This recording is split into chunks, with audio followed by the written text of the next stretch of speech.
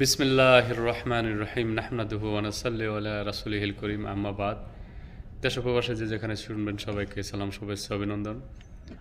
আজ আবার আপনাদের সামনে হাজির হলাম।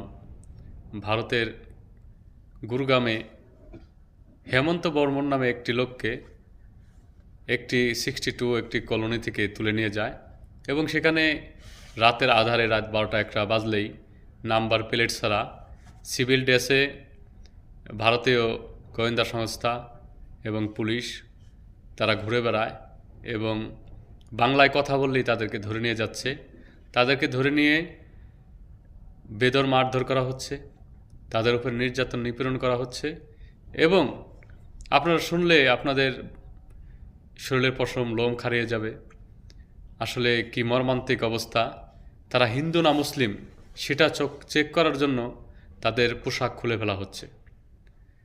এই যদি অবস্থা হয়, যদি ইন্ডিয়ান নাগরিকদের উপর যদি সেখানে ভুলে কোনো বাংলাদেশি তারা বৈধ বা অবৈধভাবে যদি ভারতে প্রবেশ করে থাকেন, তারা যদি পুলিশের হেফাজতে ধরা পড়েন এবং পুলিশের হেফাজতে থাকেন, তাদের অবস্থা কী হবে?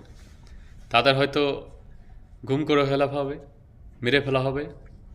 তো এই ধরনের ঘৃণা বিদ্বেষ মুসলমানদের প্রতি, বাংলাদেশিদের প্রতি, তো আমরা বলবো যে মানবতাকামী যারা আছেন তারা এই ব্যাপারে অবশ্যই আওয়াজ তোলেন এবং প্রচারণা বাড়ান, যাতে এর একটা প্রতিকার হয়।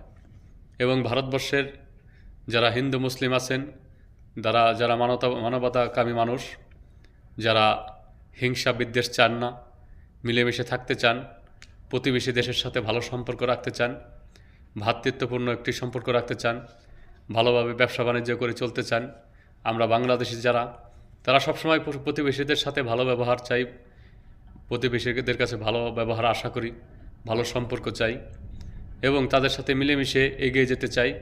আমরা যুদ্ধ বিদ্রোহ চাই না। কিন্তু ভারত সরকার আমরা দেখলাম যেটা করছেন, এরা অত্যন্ত দুঃখজনক, নিক্কারজনক, এর ধিক্কার জানাচ্ছি। এবং আরও একটি নিউজ দেখলাম, হরিয়ানাতে একটি নারী, তাকে বেধড় মারধর করা হয়েছে এবং তার উপর অত্যাচার করা হয়েছে এবং তার কোলের একটি 6 মাসের শিশু ছিল, তাকে ছুঁড়ে মেরা হয়েছে। সে ব্যাপারে দেখলাম মমতা ব্যানার্জি উনি একটি টুইট করেছেন। আসলে এটাই উচিত। উনি যেহেতু পশ্চিম বাংলার একজন মুখ্যমন্ত্রী, ওনার নৈতিক দায়িত্ব এ ব্যাপারে প্রতিবাদ করা এবং উনি সেটা করে যাচ্ছেন। এবং আরও আমরা যারা বাংলাদেশি আছি এবং ইন্ডিয়ার হিন্দু মুসলিম যারা আছি, যারা মানবতার পক্ষে কথা বলি, যারা শান্তি চাই, এই হিন্দুস্তানে মিলেমিশে বাস করতে চাই,